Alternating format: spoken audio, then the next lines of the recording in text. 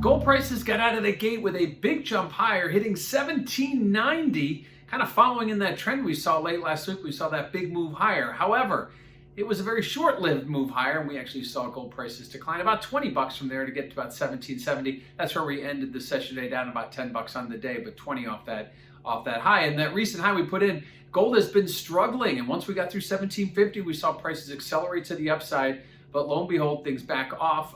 Several reasons why you might want to, certainly wasn't the cryptocurrencies that were stealing the allure today. That has been one of the reasons why gold prices have struggled. Interest rates remain elevated. Even the dollar declining today wasn't enough to keep gold prices on those highs. So at this point, a bit of a conundrum when we look at gold prices in their relationship with the dollar and relationship with other commodities as well as interest rates. It seems that the gold prices right now struggling as we go up. We made that big move higher and then quickly reversed down to 1770. Again, down 10 bucks on the day, but did extend this move to new highs up near 1790. What does that mean for volatility? Well, let's check out that CVOL index over at cmegroup.com. You'll notice that historically, as prices go higher in gold, we see volatility go higher. It's very price directional. We aren't seeing that right now. While volatility has been nudging lower as gold prices have been declining for most of 2021. On this recent move since the beginning of April, we've seen volatility kind of trade sideways. So maybe waiting for some catalyst moment.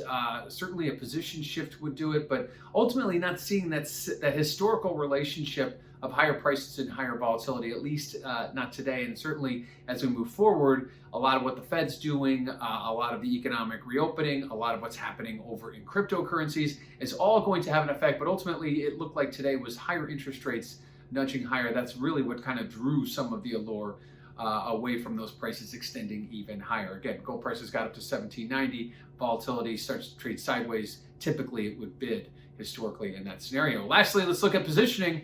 Well, those speculators, they had added huge add 2 weeks ago to their positioning, saw a modest exit. So you saw the speculators getting out of their positions. This was ahead of the big rally late last week. So it will be interesting to see on this Friday's numbers, were speculators the catalyst to getting back in and pushing those prices higher, or maybe they jumped on late.